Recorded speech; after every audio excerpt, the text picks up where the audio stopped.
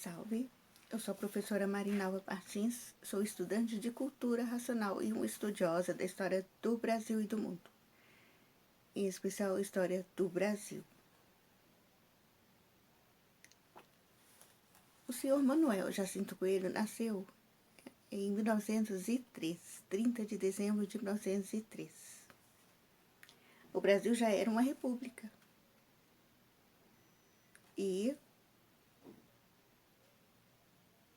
Porque a República ela iniciou-se em 1889 com a proclamação da República e acompanhou todo o período posterior até o século XXI.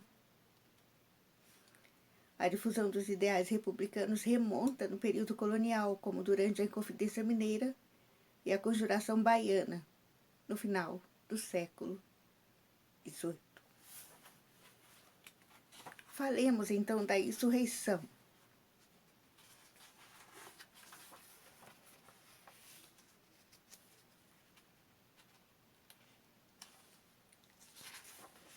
O sacrifício de Tiradentes.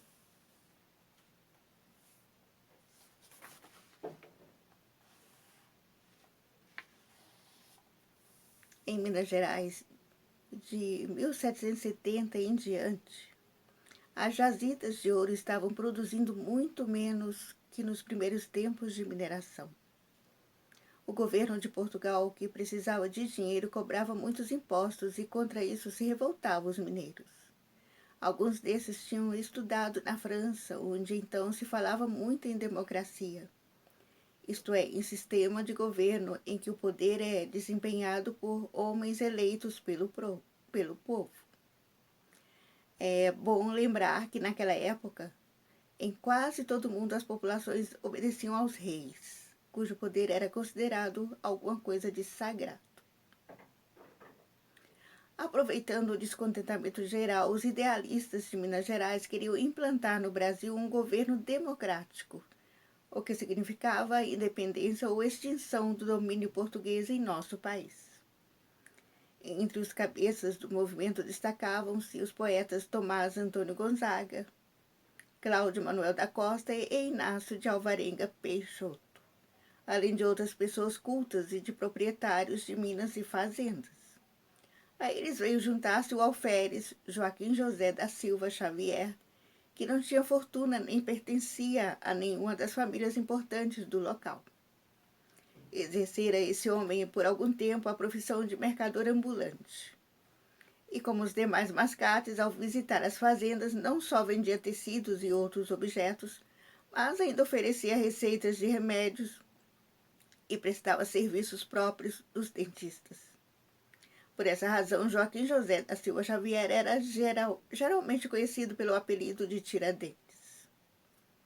Tornou-se ele um dos mais entusiastas conspiradores, muito trabalhando para espalhar ideias revolucionárias, não só na cidade de Vila Rica, hoje Ouro Preto, onde residiam os principais chefes do movimento, mas em outros pontos de Minas Gerais.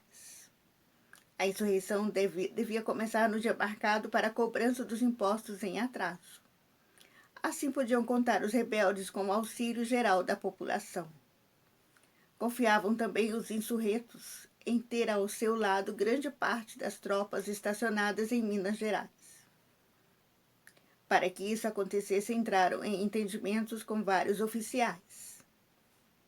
Um deles, no entanto, o traidor Joaquim Silvério dos Reis, fingiu aderir ao movimento e depois denunciou-os ao Visconde de Barbacena, governador de Minas Gerais. Em vista da denúncia, quando menos esperavam, foram presos os chefes da conspiração, que devido a essa traição ficou conhecida em nossa história como a Inconfidência Mineira.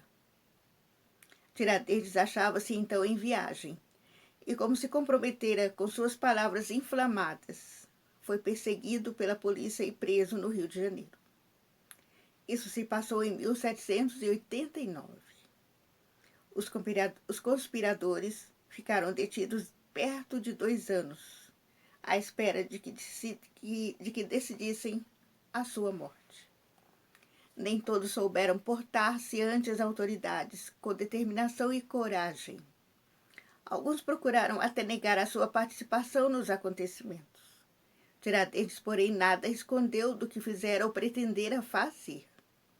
Não recuou, não tentou desculpar-se, nem procurou acusar outras pessoas. Portou-se, enfim, como um verdadeiro idealista, como um homem capaz de lutar por aquilo que considera justo e certo. Quando vieram as sentenças finais, somente ele foi condenado à morte. Tiradentes foi enforcado numa das principais praças públicas do Rio de Janeiro, em 21 de abril de 1792.